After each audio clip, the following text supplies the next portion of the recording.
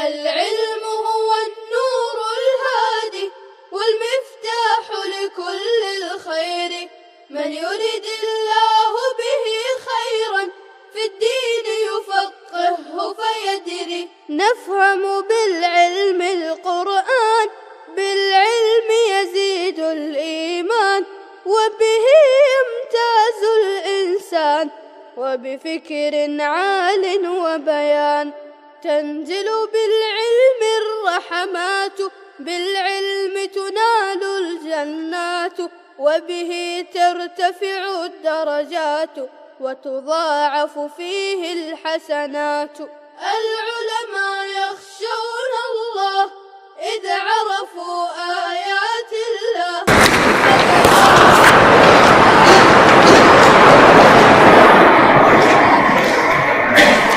وجود باری تعالی یعنی اللہ کے وجود پر مختلف قسم کے دلائل بیان کیے جا رہے تھے. ان دلائل کی روشنی میں یہی کہا جا سکتا ہے کہ اللہ کا وجود یہ کوئی ایسا مسئلہ نہیں ہے جس کا تعلق صرف مسلمانوں سے، بلکہ ایک ایسا مسئلہ ہے جس کا تعلق پوری انسانیت سے، صرف انسانیت سے ہی نہیں بلکہ پورے عالم سے.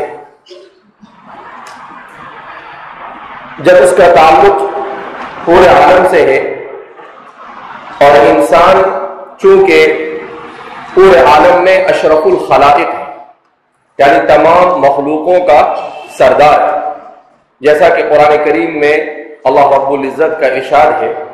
اللہ فرماتے ہیں کہ ہم نے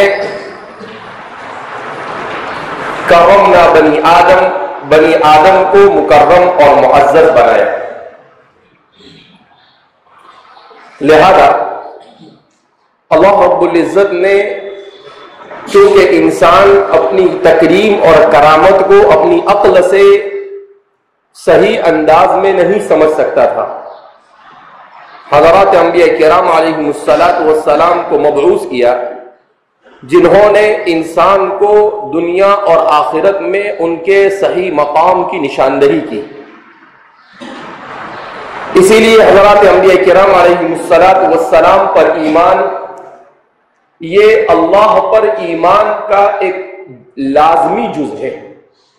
انبیاء پر ایمان کے بغیر اللہ پر ایمان مکمل نہیں ہو سکتا. اسی لیے گزشتہ کل تاریخی گواہی کے ذیل میں بیان کیا گیا کہ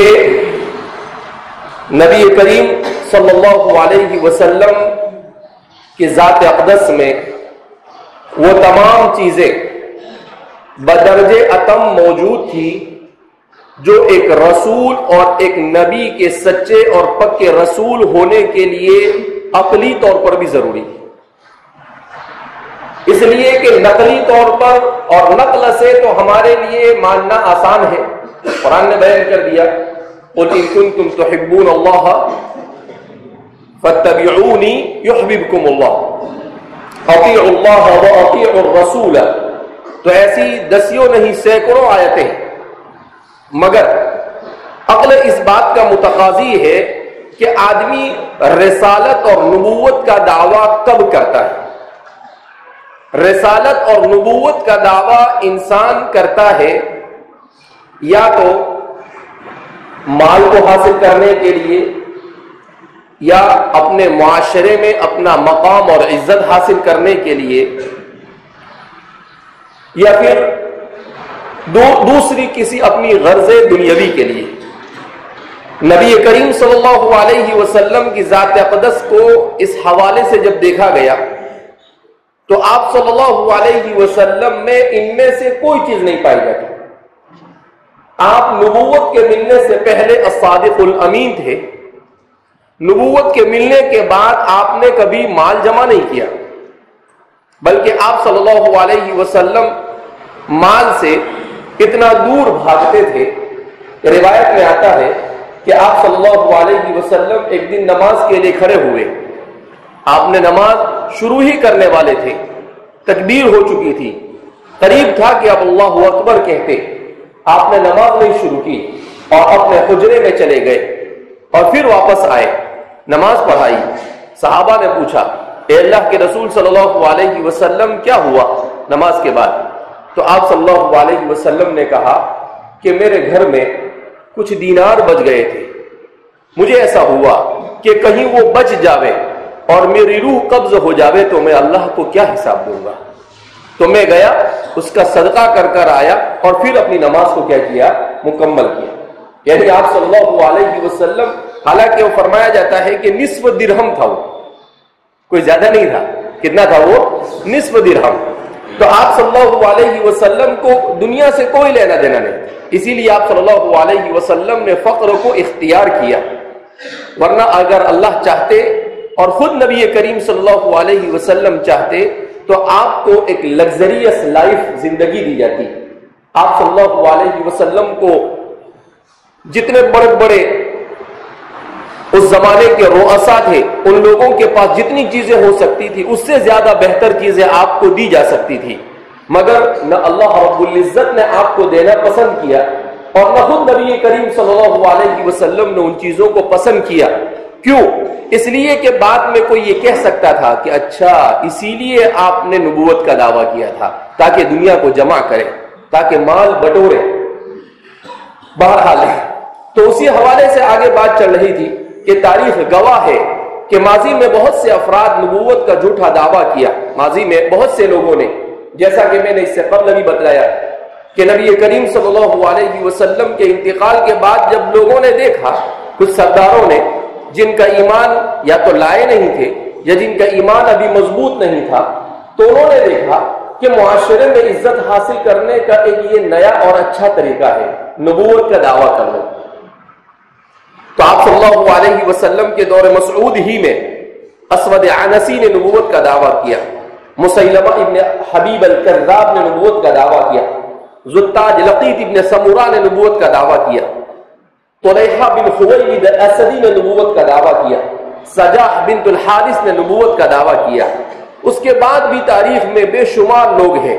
اردو زبان میں کسی نے کتاب لکھی ہے نبوت کے جھوٹے دعوے دار، جس میں 40-50 لوگ جھوٹے نبوت کا دعویٰ کرنے والوں کے حالات کیا کیے ہیں، لکھے ہیں. تو تاریخ گواہ ہے کہ ماضی میں بہت سارے افراد نبوت کا جھوٹا دعویٰ کیا اور کچھ لوگوں کو اپنا ہم خیال بنانے میں کامیاب رہے، مگر رسالت کا جھوٹا دعویٰ کوئی نہیں کر پایا. وجہ یہ ہے کہ رسول صرف پچھلے پیغمبروں کی تائید ہی نہیں کرتے بلکہ ایک الہامی کتاب کو بھی پیش کرتے ہیں. کسی صحیفے یا کتاب کو خدائی کلام کہنا اتنی بڑی جرات اور ہمت کا کام ہے کہ کوئی فریبی اس کا ارتکاب نہیں کر سکتا. اگرچہ ہمارے زمانے کا مدعی نبوت قادیانی نے اس کا بھی دعویٰ کر دیا، اس نے رسالت کو بھی بخشا نہیں، کیونکہ وہ تو ساری حدود پار کرنے میں روحانی خزانہ اس کی کتاب ہے. وہ روحانی خزانہ نہیں ہے، وہ غلاظتی خزانہ ہے. عجیب و غریب قسم کا انسان تھا جس کو نبوت اوپر سے نہیں نیچے سے ملی تھی. اگر کوئی کر بھی بیٹھے تو کیا کامیاب نہیں ہو سکتا. لہذا رسول عربی محمد مصطفیٰ صلی اللہ علیہ وسلم کے بعد جتنے بھی افراد دین کی تعبیر لے کر آئے، انہوں نے یا تو نبوت اور رسالت کا دعویٰ سرے سے کیا ہی نہیں، جیسا کہ گرو نانک، گرو رنجیش اوشو، سائیں بابا وغیرہ. یہ سائیں بابا کا آپ کہہ رہے تھے نا، یہ اصل میں یہ پیدائشی طور پر تو مسلمان تھا، یعنی مسلمان گھرانے میں پیدا ہوا، مگر اس کا دور دور تک اسلام سے کوئی تعلق نہیں.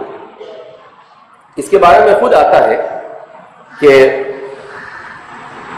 شرڈی کے جو لوگ ہیں ان سے میں نے مطلب پوچھا تھا تو ان لوگوں نے بتایا تھا کہ یہ خود مسلمانوں سے یہ کہتا تھا کہ میں ہندو کو کچھ بھی دوں لیکن تم کو کچھ نہیں دوں گا، اس لیے کہ میرے پاس جو چیز ہے وہ کیسی ہے مجھے معلوم ہے. تو وہ خود مسلمانوں کو ان چیزوں سے کیا کرتا تھا، منع کرتا تھا. بہرحال اب کسی کے باطن کے بارے میں تو ہم نہیں فیصلہ کر سکتے، لیکن یہ بات ضرور ہے کہ جب اس کی تکریم کی گئی اور اس کو سر پر چڑھایا گیا تو اس نے کبھی لوگوں کو اس سے روکا نہیں، لوگوں کو اس سے روکا نہیں۔ اس کا مطلب یہ ہوا کہ ہو سکتا ہے اس نے جو مجاہدہ کے ذریعے سے ہندوانہ رسوم کے انداز میں جو میل علوم سیکھے سکھائے جاتے ہیں ان میں سے کسی چیز کو اس نے سیکھ لیا ہو۔ اسی لیے میں نے جیسا کہا کہ دکتورہ فوزہ انہوں نے مستقل ان کے اوپر لکھا ہے کہ اس کے پڑھنے سے یہ پتا چلتا ہے کہ یہ شخص علم غیب کا دعویٰ کرتا تھا، کہ اس کے گویا کہ علم غیب ہوتا تھا۔ لہذا اس بنا پر یا پھر اگر دعویٰ کیا بھی تو رسالت کا نہیں بلکہ نبوت کا جھوٹا دعویٰ کیا، جیسا کہ مرزا قادیانی، مسیلمہ حبیب الکذاب اور بہاؤالدین بہائی، یہ فرقہ بہائیہ اور فرقہ بابیہ عالم عرب میں انہوں نے انگریزوں نے جس طریقے سے بر صغیر میں مرزا غلام محمد قادیانی کو مسلمانوں میں آپس میں انتشار پھیلانے کے لیے نبوت کے دعوے کے ساتھ کھڑا کیا، اسی طریقے سے انہوں نے اس سے 50 سال پہلے عالم عرب میں بہاؤاللہ اور باب اللہ، ان دو شخصوں کو جن کا تعلق ایران سے تھا، ان لوگوں کو نبوت کے لیے کھڑا کیا اور ان لوگوں نے بھی نبوت کا دعویٰ کیا، بلکہ بعض ان کے کلام سے تو ایسا لگتا ہے کہ نبوت کا ہی نہیں بلکہ انہوں نے بہاؤاللہ نے الوہیت کا تک کے دعویٰ کیا تھا۔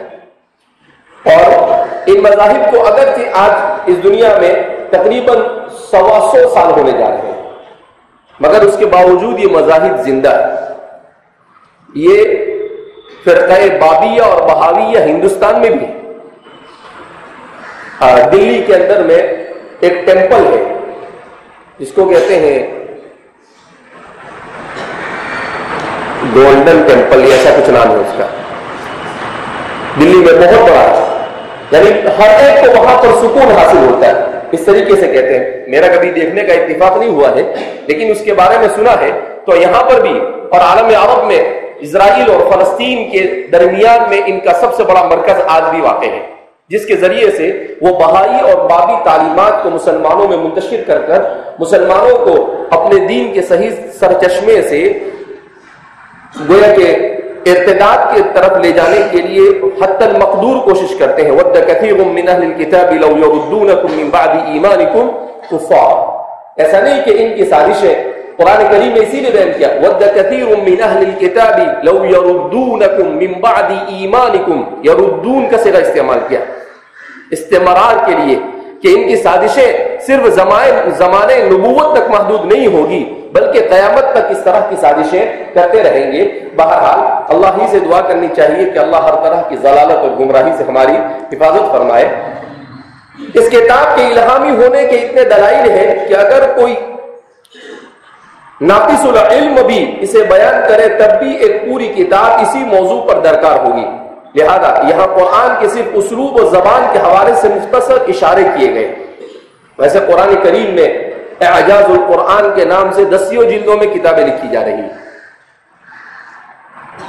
یعنی اس کتاب کے الہامی ہونے کے سلسلے میں جو بیان کیا جا رہا ہے تو اس کی چند چیزیں سورہ یاسین کی 40ویں آیت میں ارشاد ہے، نہ تو سورج ہی ہو سکتا ہے کہ چاند کو جا پکڑے اور نہ رات ہی دن سے پہلے آ سکے اور آسمان میں سب اپنے اپنے دائرے میں تیر رہے۔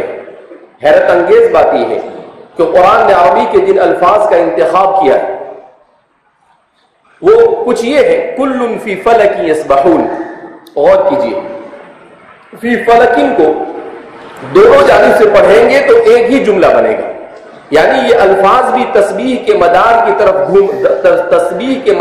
طرح گھوم رہے ہیں، یعنی فلکن کو آپ کلن فی فلکن کو آپ آگے سے پڑھیں یا پیچھے سے پڑھیں، دونوں صورت میں ایک جیسا پڑھے جاتے ہیں۔ دیکھ رہے ہیں اور لکھ کر بھی بتایا یہاں پر کلن فی فلکن، آپ کلن فی فلکن، تو یہ کلن فی فلکن کو آپ الٹا پڑھو یا سیدھا پڑھو، ہر صورت میں ایک ہی ہے۔ کیا یہ کسی انسان کے لیے ممکن ہے کہ وہ جملے میں اپنا مدعا بیان کرتے ہوئے اس جملے کی عملی شکل بھی اسے پیغام کے مطابق کر دے؟ یعنی جیسا گھوم رہی ہے دنیا اسی انداز میں گویا کہ اس آیت کریمہ نے بھی اشارہ کر دیا کل فی فلک یسبحون، کہ کوئی چیز ٹھہری ہوئی نہیں ہے، ہر چیز کیا کر رہی ہے؟ گھوم رہی ہے۔ کہا جیسے اس نے گھومنے کو بتایا ویسے ہی اس نے اس کے لیے کلمات کا بھی ایسا انتخاب کیا جو گھوم رہے ہیں دونوں طرف. اس نے کلمات کا بھی ایسا انتخاب کیا جو دونوں طرف کیا کر رہے ہیں, گھوم رہے ہیں. کہا یہ خالق اور مالک کے علاوہ انسان کی دسترس سے باہر ہے کہ وہ اس طرح یعنی اتنی معمولی چیز کا بھی کیا کرے, خیال رکھے. ایک اور مثال ملاحظہ ہو, سورہ مدثر کی 30 آیت میں اللہ رب العزت نے محمد عربی صلی اللہ علیہ وسلم کو حکم دیا کہ وہ اپنے پروردگار کی بڑائی کو بیان کرے. خوبصورت بات یہ ہے کہ یہاں بھی جن الفاظ کا انتخاب کیا وہ بھی وَرَبَّكَ فَكَبِّرْ, دونوں جانب سے پڑھ کر دیکھ لیجئے ایک ہی جملہ وجود اور ایک ہی مرتبہ وجود پذیر ہوگا. رَبَّكَ فَكَبِّرْ, رَبَّكَ فَكَبِّرْ. یہاں صرف دو مثال بیان کی گئی ہے, ورنہ قرآن اپنی زبان اور اسلوب دونوں حوالوں سے عجائب کا خزانہ ہے. اب دیکھ رہے وَرَبَّكَ فَكَبِّرْ, تو ایک طرف کائنات کے بارے میں قرآن کریم کیا دعویٰ کر رہا ہے کہ کائنات کی ہر چیز فی فلک یسبحون. یہ اس زمانے میں جس زمانے میں کسی کو فلسفے کی ہوا بھی نہیں لگی تھی. اگرچہ کہا جاتا ہے کہ یہ لوگ عیسیٰ علیہ السلام کے زمانے سے پہلے تھے, کسی نے کہا فلاسفہ یونان, لیکن اس کا کوئی تاریخی پائے ثبوت تک پہنچی ہوئی بات نہیں ہے. تو جس زمانے میں انسان کو کچھ پتہ بھی نہیں تھا کہ یہ سب ٹھہر رہا ہے, ٹھہرا ہوا ہے یا گھوم رہا ہے یا دوڑ رہا ہے, اس زمانے میں قرآن کریم نے کہا کل فی فلک یسبحون. اور پھر وَرَبَّكَ فَكَبِّرْ, کیا مطلب کہ انسان سے یہ کہا کہ ہر وقت آپ کی زبان پر اللہ کی کبریائی ہونی چاہیے, جس حالت میں بھی ہو, چاہے اچھی حالت ہو ریوس میں, چاہے بری حالت ہو, ہر حالت میں رب کی کبریائی سے آپ کی زبان معمور ہونی چاہیے. اسی لیے اذان میں بھی کیا کہا جاتا ہے, اللہ اکبر. اذان میں کیا کہا جاتا ہے, کیوں؟ اس لیے کہ اللہ کی تکبیر ہی انسان کو شرک اور کفر, الحاد اور بے دینی اور دہریت سے بچا سکتی ہے. اس لیے کہ جب اس نے اللہ اکبر دل کی گہرائیوں سے اور عقل کے حضور کے ساتھ کہہ دیا, ختم ہو گئی بات, سب ختم ہو جاتا ہے. اللہ اکبر من کل شیء ظاہرا وباطنا, اللہ ہر چیز سے بڑا ہے, ظاہری اور باطنی ہر. اب جب اللہ کی کبریائی کو اس نے مان لیا تو پھر وہ اللہ کی کتاب کو بھی مانے گا, وہ اللہ کے رسول کو بھی مانے گا, پھر ہر چیز کو ماننا اس کے لیے کیا ہو جائے گا, آسان ہو جائے گا. تو توحید کی طرف جانے کا سب سے پہلا راستہ اللہ کی کبریائی پر ایمان لانا, اللہ کی کبریائی پر ایمان, کہ جہاں اللہ کی کبریائی پر ایمان آ گیا اس کے بعد کی ساری چیزیں انسان کے لیے کیا ہو جاتی ہے, آسان ہو جاتی ہے. قرآن مجید میں اعداد کی بھی خیال رکھا گیا ہے جو اس کلام کے الہامی ہونے کی ایک ادنا مثال ہے, کوئی بہت بڑی مثال نہیں ہے. قرآن میں بتایا گیا ہے کہ حضرت عیسیٰ علیہ السلام کی مثال بالکل حضرت آدم علیہ السلام ہے. ان مثل عیسیٰ عند اللہ کمثل آدم, تیسرے بارے میں ہے. حیرت انگیز طور پر دونوں پیغمبروں کا ذکر 25 بار آیا. حضرت آدم کا تذکرہ بھی کتنی مرتبہ آیا, 25 مرتبہ, اور حضرت عیسیٰ کا تذکرہ بھی کتنی بار آیا, 25 مرتبہ آیا. کیوں؟ اس لیے کہ اللہ انسان کو بتلانا چاہتے ہیں کہ جو اللہ بغیر ماں باپ کے آدم کو بنا سکتا ہے وہی اللہ بغیر باپ کے عیسیٰ کو بھی پیدا کر سکتا ہے. لہذا عیسیٰ کے وجود میں آنے کا اگر کوئی معجزہ ہے تو اس معجزے پر تمہیں کوئی تعجب ہونا چاہیے نہیں. جب تم اللہ کے اس قدرت پر یقین رکھتے ہو کہ اللہ نے آدم کو پیدا کیا تو تمہیں اللہ, کیوں؟ اس لیے کہ آدم کا تو کوئی نہیں, لا اب لہ ولا ام, نہ ان کی ابا ہے نہ ان کی اماں ہے, کوئی بھی نہیں ان کا. تو جب اللہ بغیر ماں باپ کے پیدا کر سکتا ہے تو اگر وہ اللہ صرف بغیر باپ کے پیدا کرے تو بغیر ماں باپ کے پیدا کرنا مشکل ہے یا صرف باپ کے بغیر پیدا کرنا مشکل ہے, بغیر ماں باپ, تو وہ اس کے لیے آسان ہے. تو یہ تو بدرجہ اولا کیا ہوگا, آسان ہوگا. قرآن میں لفظ مرد یعنی رجلون کا ذکر 24 بار آیا اور عورت یعنی امرأتن کا ذکر بھی 24 بار آیا. امرأتن کا ذکر بھی کیا آیا ہے, 24 بار آیا. کیا مطلب؟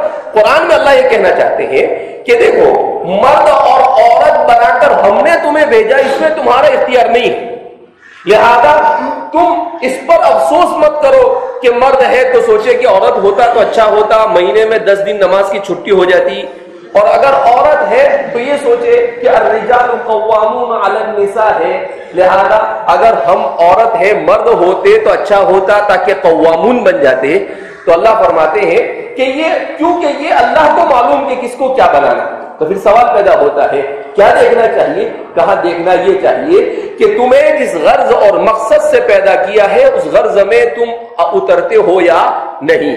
تو اللہ نے تساوی کے ساتھ دونوں کو بیان کیا۔ اسی لیے جب نبی کریم صلی اللہ علیہ وسلم کی خدمت اقدس میں حاضر ہو کر عورتوں نے فریاد کی کہ اللہ کے رسول صلی اللہ علیہ وسلم مردوں کا تو بڑا تذکرہ آتا ہے، عورتوں کا کوئی تذکرہ ہی نہیں آتا ہے، تو قرآن کریم میں اللہ رب العزت نے کیا کہا؟ وہ سورہ بقرہ کے آخری رکوع میں ہے نا، من ذکر او انثی، تو اللہ فرماتے ہیں کہ عمل صالح کرو۔ ہمارے یہاں پر ذکر اور انثی کی بنیاد پر ثواب میں کمی زیادتی نہیں کہ مذکر ہے اس لیے زیادہ ثواب ملے گا، مؤنث ہے اس لیے کم ثواب کا نہیں۔ من ذکر او انثی وهو مؤمن، مومن ہونے چاہیے اور وہ عبادت کرے، تو ہم ثواب کے تقسیم کرنے میں کوئی اونچ نیچ نہیں کریں گے مرد اور عورت ہونے کی بنیاد پر۔ تو یہاں پر قرآن کریم اسی فلسفے کو سمجھا رہا ہے کہ اللہ نے آپ کو بھیج دیا، اب آپ اپنے مقصد حیات میں لگ جاؤ، تو آپ دونوں اللہ کے نزدیک کیسے ہو؟ برابر ہو۔ قرآن میں شیطان کا ذکر 68 بار آیا اور فرشتے کا ذکر بھی 68 بار آیا۔ قرآن نے شیطان کا ذکر کتنی مرتبہ کیا؟ 68 مرتبہ۔ کیا مطلب؟ قرآن کریم یہ بتا رہا ہے کہ دنیا میں خیر اور شر کو اللہ رب العزت نے توازن کے ساتھ نازل کیا۔ ہم نے کبھی ایسا نہیں کیا کہ شر یہ غالب ہے اور خیر یہ مغلوب ہے، یا شر نہیں، ہم نے دونوں کے لیے جو اسباب ہو سکتے تھے ایک جیسے تمہارے لیے مہیا کیے۔ اب یہ تمہارے اختیار میں ہے کہ تم کسے اختیار کرتے ہو، تم شر کو اختیار کرتے ہو یا خیر کو اختیار کرتے۔ کیوں؟ اس لیے کہ دونوں میں اگر کچھ بھی کمی زیادتی ہوتی تو تمہارا اللہ کے دربار میں شکایت کرنا صحیح ہو جاتا، اللہ کے دربار میں شکایت کرنا کیا ہو جاتا، جبکہ تمہارے لیے ایسا کوئی موقع نہیں۔ قرآن اس دنیا کی زندگی کو 115 مرتبہ ذکر کرتا ہے اور آخرت کی زندگی کا بھی 115 بار ذکر کرتا ہے۔ کیا مطلب؟ قرآن یہ سکھانا چاہتا ہے کہ جب تمہارے نزدیک دنیا زیادہ اہم ہے تو آخرت تو اس سے بڑی چیز ہے، آخرت تو اس سے بڑی چیز ہے۔ اگر تم واقعتاً انسان بن کر زندگی گزارنا چاہتے ہو تو تمہیں بیلنس کے ساتھ چلنا ہوگا۔ ایسا نہیں کہ دنیا کو بالکل چھوڑ دو اور آخرت کی طرف چلے جاؤ، ایسا بھی نہیں کہ آخرت کو بالکل چھوڑ دو اور دنیا کی طرف آ جاؤ۔ آتنا فی الدنیا حسنہ وفی الآخرۃ حسنہ۔ انسان سے مطلوب تو یہی ہے کہ اس دنیا میں رہ کر بھی وہ اپنی آخرت کو کیسے بنائے اور اپنی دنیا کو بھی بہتر بنانے کے لیے کیا کر سکتا ہے، شریعت کے دائرے میں رہ کر، فی حدود الشریعہ، شریعت کے دائرے میں رہ کر۔ ہم میں سے ہر ایک بتا سکتا ہے کہ سال میں 365 دن ہوتے ہیں، لیکن سوچنے کی بات ہے کہ قرآن نے دین یعنی یوم لفظ کا استعمال پورے 365 بار کیا ہے۔ یوم کا استعمال کتنی مرتبہ کیا ہے؟ اب کوئی اسے اتفاق کہہ سکتا ہے؟ اس کو اتفاق نہیں کہہ سکتے۔ یہ قرآن کریم کا ایک اعجاز ہے۔ حالانکہ ہمارے متاخرین علماء مفسرین کے درمیان 21ویں اور 20ویں صدی کے مفسرین کے درمیان مستقل ایک گرما گرم بحث ہے کہ الاعجاز العددی فی القرآن، قرآن کریم میں یہ جو عددی اعجاز ہے کیا اس سلسلے میں کیا ہے، کیا یہ صحیح ہے یا غلط ہے؟ تو بعض اس کو صحیح کہتے ہیں، بعض اس کو غلط کہتے ہیں، لیکن صحیح موقف یہ ہے کہ اگر اس سلسلے میں کھینچ تان کے بغیر کوئی بات کہی جاوے تو یہ بھی قرآن کا اعجاز ہے۔ نہ آپ اس کو کلی طور پر انکار کر سکتے ہیں اور نہ زبردستی کھینچ تان کر ہر جگہ پر کہا کہ اللہ نے 7 بیان کیا ہے، جہاں 7 نہیں وہاں بھی 7 کا بیان کر، تو اس انداز میں جو غلو کیا جاتا ہے اس سے پرہیز کرنا چاہیے۔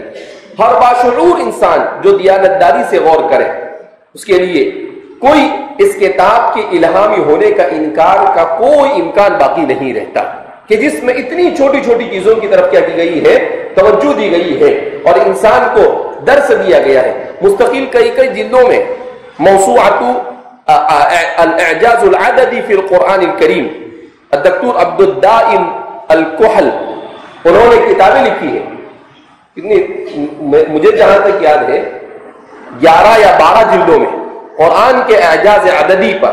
اگرچہ دکتور عبدالدائی بڑے محنتی آدمی ہیں، بڑی محنت کرتے ہیں، لیکن تھوڑا کہیں کہیں غلو کر جاتے ہیں، زبردستی بھی کیا کرتے ہیں وہ. لیکن بہرحال ایک پہلو سے کسی نے اگر کوئی کام کیا ہے اچھی نیت کے ساتھ تو ہمیں اس کو نکارنا نہیں چاہیے. بہرحال یہ تو اللہ رب العزت کے وجود کے اوپر دلائل تھے جو ہر اعتبار سے بیان کیے گئے. اب سرسری طور پر اللہ کے وجود کے اوپر کچھ اور دلائل ہے. جیسے اللہ کے وجود پر پہلی دلیل یہ ہے کہ اللہ رب العزت یہ دنیا مصنوع ہے، اور ہر مصنوع کے لیے ایک صانع کا ہونا ضروری ہے. ہر مصنوع کے لیے ایک صانع کا ہونا ضروری ہے. اگر آپ نے اس کو مصنوع مانا ہے تو آپ کو کیا ماننا پڑے گا؟ اس کا صانع ہے، یہ بنی ہوئی ہے تو اس کو کسی نے بنایا ہوگا، بغیر بنے تو بن سکتی نہیں ہے. تو اسی کو بیان کرتے ہیں کہ ہر مصنوع کے لیے ایک صانع کا ہونا ضروری ہے. چونکہ بہت زیادہ وقت نہیں ہے اس لیے میں اس کو ایسے ہی چھوڑ دیتا ہوں. اس کے بعد دوسری دلیل یہ ہے کہ ورنہ اس میں بہت اچھی چیزیں جمع کی گئی تھی. اس بات صانع کی دوسری دلیل وجود بعد العدم.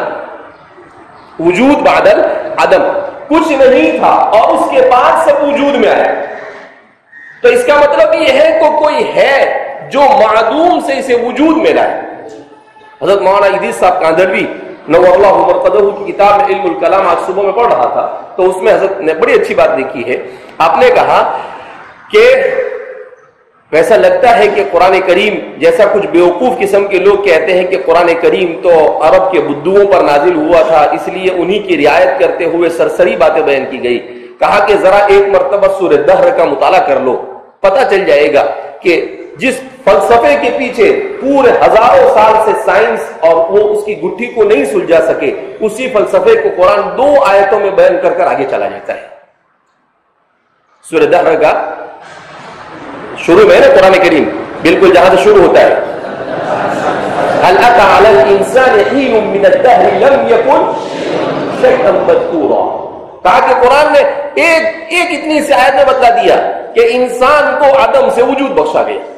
هل أتى على الإنسان حين من الدهر، کہ انسان پر ایک زمانہ ایسا گزرا ہے. لم يكن شيئا مذكورا، قرآن نے عدم کا لفظ بھی استعمال نہیں کیا. لم يكن شيئا مذكورا، کہ اس کا کوئی ذکر ہی نہیں تھا. تو کہا کہ انسان کو عدم سے وجود بخشا گیا. تو یہ عدم سے وجود، تو ہر وہ چیز جو معدوم تھی اس کو وجود بخشا گیا. جب تک کہ اس کے لیے کسی موجد کو نہ مانا جاوے وہاں تک کہ اس کا وجود نہیں مانا جا سکتا ہے. اس لیے کہ ہر معدوم سے وجود میں آنے کے لیے موجد کا ہونا ضروری ہے، ورنہ معدوم وجود میں نہیں آ سکتا ہے. تو کہا کہ پوری دنیا موجود ہے، اس موجود کا کوئی نہ کوئی موجد کا ہونا یہ عقلی اعتبار سے بھی کیا ہے؟ ضروری ہے. تیسری دلیل تغیرات عالم. کہا کہ کسی بھی چیز میں تغیر کا ہونا یہ دلیل ہے کہ اس کے پیچھے کوئی ہے جو اس میں تغیر لا رہا ہے.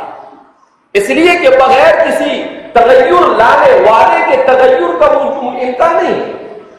رات ہو رہی ہے، دن ہو رہا ہے، دوپہر ہو رہی ہے، صبح ہو رہی ہے، بارش ہو رہی ہے، یہ سب چیزیں ہو رہی ہے. موسم بدل رہے ہیں، فضائیں بدل رہی ہے، اور ہر چیز میں تغیر لگا ہوا ہے. کبھی ہرا ہے تو کبھی سوکھ گیا ہے، کبھی موسم بہار ہے تو کبھی موسم خریف ہے. یہ سب کیا ہے؟ کہا یہ تغیرات عالم ہے. کہا ہر تغیر کے پیچھے کسی نہ کسی ایسی ذات کا ہونا ضروری ہے جو اس کے پیچھے اس تغیر میں اثر انداز ہو رہی ہو. اس کے بغیر تو کسی چیز میں تغیر ممکن نہیں. اب جیسے یہ پانی یہاں پر ایسے ہی رکھا ہوا ہے نا، ہل رہا ہے؟ نہیں ہل رہا ہے. ابھی اس کو لیا، یہ ہل رہا ہے. کب ہل رہا ہے؟ اس میں تغیر ہو رہا ہے. کب ہو رہا ہے تغیر؟ جب ایک تغیر کرنے والا اسے تغیر کی طرف لے رہا ہے، اس کے بغیر نہیں ہل سکتا ہے. تو اس کو کہتے ہیں کہ ہر متغیر کے پیچھے ایک متغیر کا ہونا ضروری ہے جو اس میں تغیر کو پیدا کرتا ہو. اسی طریقے سے اس بات ثانی کی چوتھی دلیل امکان اشیاء، ممکن الاشیاء. کیا مطلب؟ کہ کسی بھی چیز کا وجود میں آنا ممکن تھا مگر اس ممکن کو عملی طور پر وہ وجود دے رہا ہے۔ اس کا مطلب یہ ہے کہ کوئی واجب الوجود ہے جو ممکن الوجود کو وجود دے رہا ہے، کوئی واجب الوجود ہے جو ممکن الوجود کو وجود دے رہا ہے۔ کیوں؟ اس لیے کہ ممکن الوجود کا وجود کسی موجد کے بغیر ممکن نہیں، کسی موجد کے بغیر ممکن نہیں۔ تو اسی لیے فرما رہے ہیں کہ امکان اشیاء یہ وہ چیز ہے جس کو کوئی واجب الوجود وجود دے رہا ہے۔ اسی طریقے سے فنا و زوال، دنیا میں ہر چیز کے اوپر فنا ہے، ہر چیز ہے جو ایک زمانے کے بعد ختم ہو جاتی ہے، ایک زمانے کے بعد زائل ہو جاتی ہے۔ تو کوئی بھی چیز موجود ہے اس کو زوال کی طرف لے جانے کے لیے کسی ایسی ذات کا ہونا ضروری ہے جو اس کو زوال کی طرف کھینچ رہی ہو۔ اس لیے کہ بغیر زوال کی طرف، جیسے یہ گلاس ہے، اس کو اگر پھینک دیا جائے گا تو فنا ہوگا نہیں، لیکن اگر اس کو نہ پھینکا جائے ایسے ہی رہنے دیا جائے تو یہ فنا ہوگا نہیں، فنا ہوگا ویسا کہ ویسے ہی رہے گا۔ اس کا مطلب یہ ہے کہ فنا یہ اس کو فنا کرنے والے کی طرف نشاندہی کر رہا ہے۔ اس کا فنا ہونا وہ کسی ذات کے جو اس کو فنا کی طرف لے جا رہی ہے اس کی طرف کیا کر رہا ہے؟ نشانی کر رہا ہے۔ اسی لیے کسی اردو کے شاعر نے کہا ہے، رہیں گے پھول نہ پھولوں میں رنگ و بو باقی، رہے گا ایک میرے معبود ایک تو ہی باقی، رہے گا اے میرے معبود ایک تو ہی باقی، کا سب ختم ہوگا۔ اسی لیے قرآن کریم کہتا ہے کہ کیا کہتا ہے؟ وَيَبْقَى وَجْهُ رَبِّكَ ذُو الْجَلَالِ وَالْإِكْرَامِ، کہ ہر چیز فنا ہو جائے گی لیکن ایک اللہ کی ذات کیا ہے؟ وہ باقی رہے گی۔ اسی طریقے سے اس بات ثانی کی چھٹی مضبوط دلیل اختلاف صفات اور کیفیات، اختلاف صفات اور کیفیات۔ ہم دیکھ رہے ہیں دنیا میں ایک چادر یہ ہے، دوسری چادر یہ ہے، تیسری چادر یہ ہے، سب الگ الگ ہے۔ کیوں؟ اس لیے کہ بنانے والا اس کو تنوع کے ساتھ بنا تھا۔ اگر صرف بالکل ایک جیسا ہوتا تو کہا جا سکتا ہے کہ ہو سکتا ہے آٹومیٹک ہو گیا، مگر ہر چیز میں تغیر ہے۔ 300 بیٹھے ہوئے ہیں، 300 کے چپل الگ الگ ہیں، ارے ہے کہ نہیں؟ کسی کا دوسرے سے ملتا جلتا نہیں ہے۔ 5000 بچے ہیں، مشکل سے 2-4-5 جوڑی چپل ایسے ہوں گے جو ایک دوسرے سے مل رہے ہوں گے۔ کیوں؟ اس لیے کہ بنانے والے نے اس کو تنوع کے ساتھ بنایا۔ تو تنوع اسی وقت ممکن ہے جبکہ اس کے پیچھے اس میں تنوع پیدا کرنے والا، الگ الگ صفات کو پیدا کرنے والا کوئی موجود ہو۔ تو جب انسان یہ کر سکتا ہے تو ہم دیکھ رہے ہیں کوئی انسان موٹا ہے، کوئی انسان لمبا ہے، کوئی انسان دبلا پتلا ہے، کوئی کالا ہے، کوئی گورا ہے، کسی کے بال گمریالے ہیں تو کسی کے بال سیدھے ہیں، کسی کی داڑھی بڑی ہے تو کسی کی داڑھی چھوٹی ہے، کسی کو داڑھی ہی نہیں آتی ہے۔ ارے وہ ہے کہ نہیں؟ تو یہ ساری چیزیں کیا ہے؟ کہاں یہ تغیرات اپنے پیچھے کسی نہ کسی ذات کے طرف دلالت کر رہے ہیں جو ان میں الگ الگ صفتیں اور کیفیتیں کیا کر رہی ہے؟ پیدا کر رہی ہے۔ اس بات ثانی کی 7ویں دلیل، دلیل حرکت۔ علامہ احمد ابن مسکوے الفوز الاصغر میں فرماتے ہیں کہ عالم کی جس چیز پر بھی نظر ڈالو وہ حرکات سے خالی نہیں، اور حرکت کی 6 قسمیں ہیں۔ نمبر 1 حرکت کون، نمبر 2 حرکت نقل، نمبر 3 حرکت فساد، نمبر 4 حرکت نمو، نمبر 5 حرکت ذبول، اور نمبر 6 حرکت استحالہ۔ یہ ہر چیز میں دیکھو، پوری دنیا، یہ زمین گھوم رہی ہے، سورج گھوم رہا ہے، چاند گھوم رہا ہے، اس کو حرکت کون کہتے ہیں؟ اس کو کیا کہتے ہیں؟ حرکت کون۔ پورا کائنات متحرک ہے، ٹھہرنے کو تیار نہیں۔ کیوں؟ اس لیے کہ 1 سیکنڈ کا 1000واں حصہ بھی ٹھہر گیا تو پورا نظام کیا ہو جائے گا؟ درہم برہم ہو جائے گا۔ تو کہا حرکت کون ہے؟ حرکت نقل، ایک جگہ سے دوسری جگہ پر ہو رہے ہیں، ایسی ایک ہی جگہ پر نہیں ہے۔ ابھی یہاں ہے تو گھومتے گھومتے وہاں پہنچ گئے۔ ایک انسان ہے، ابھی یہاں بیٹھا ہوا ہے، ابھی وقفہ ہوا ہے، گھنٹی کی آواز سن لی، پورا خلوص اڑ گیا، اس لیے کہ وہ بھجیے اور جلیبی کی طرف کیا ہو چکا ہے؟ منتقل ہو چکا ہے۔ کہ جہاں چھٹی ہوئی کہ فوراً ابھی بھجیا اور جلیبی زندہ باد۔ جلیبی ہر چیز میں نمو ہو رہا ہے کہ ایک آدمی ہے، وہ پہلے بچہ تھا، پھر بڑا ہوا، پھر بڑا ہوا، پھر بڑا ہوا، دنیا کے اندر میں آیا تو مشکل سے 1 فٹ کا تھا اور کبھی 5 فٹ کا ہو گیا، کبھی 4.5 فٹ کا ہو گیا، کبھی 6 فٹ کا ہو گیا، اور کوئی 6.5 تک کے پہنچ گیا۔ درخت ہے، بڑھ رہا ہے، اتنا سا ہم نے دیکھا، اور پھر اس کے بعد دیکھا تو کہاں سے کہاں جا کر تھا۔ یہ حرکت نمو ہے۔ تو فرما رہے ہیں اسی طریقے سے حرکت ذبول ہے۔ حرکت ذبول کیا مطلب؟ کہ دانا تھا، وہ دانا پھٹ گیا اور پھٹ کر درخت بن گیا۔ اس نے حرکت کی اندر میں، تب جا کر یہ ساری چیزیں وجود میں آئی۔ اسی طریقے سے حرکت استحالہ ہے، کیا مطلب؟ شکر ہے پانی میں ڈالی اور تھوڑی دیر کے بعد دیکھا تو اس کا وجود ہی نہیں، استحالہ کے ساتھ وہ پورے پانی میں کیا ہو گئی؟